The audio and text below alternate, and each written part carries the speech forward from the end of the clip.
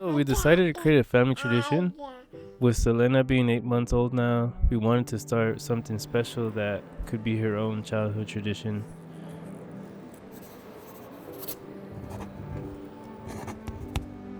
Before Christmas, we drove from Moses Lake to Spokane, an hour and a half drive, with our worries about driving in the snow at night. But we got lucky enough that it only rained as we reached the airport. Getting through the TSA, it took a little bit because they needed to check the baby formula, and I had all my equipment in my backpack, and I was holding the camera and all this stuff. You know, TSA stuff. Always show up an hour or two early if you got a lot of stuff. All this just to take a midnight flight, partly because flying at night is the best time to see the stars, or partly because it was in the budget and I needed to save money for tacos back in California. After one flight, a layover, and another flight, we finally arrived to LAX at midnight, very tired, and Linda was starting to get fussy towards the end.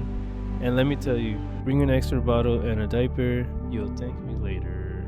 After landing, we grabbed a couple of tacos from a taco truck and then slept at the shadiest motel you could find, tucked behind a liquor store, because that is the best California has to offer for the budget. But let me tell you, I did sleep with one eye open just in case something happened, because, you know, it's California.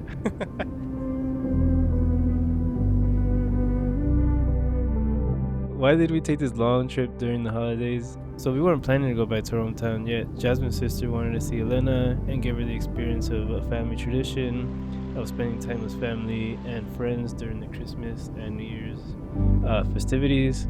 Spent 3 weeks in our hometown splitting up our time so we can spend time with both our families, and that Elena can see how it is when everyone gathers around the Christmas tree and also experience New Year's Eve festivities. You can see she was loving it by the way her face would light up as everyone would open their gifts, and hearing everyone cheer with joy. She even got to be a part of this experience by opening up her own presents her grandparents gave her. Also, while we were with family, she learned how to crawl. She took a couple steps forward, fell, but she got herself back up. She was really determined to get around because she saw her cousins and everybody running around, so she wanted to be a part of the chaos. Once New Year's Eve came around, she was loving the feeling of being surrounded by family and friends that embraced her with hugs and kisses. I think all her cousins and aunts were just holding her the whole time, and she was having a great time, you know, playing with all her little cousins. We are so glad that we have such a loving family, and we had a wonderful way to end the New Year's with our little family. Moments like these make it all worth the hassle of traveling long distances, losing some sleep, and getting a bit sick, just so we can create a memory for our daughter that will have a tradition we hope to continue in the future.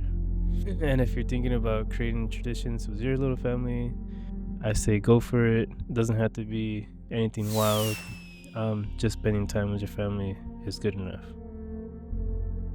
My name is Nando Carter, and we hope you make your own traditions and goals this year, and I'll see you in the next video.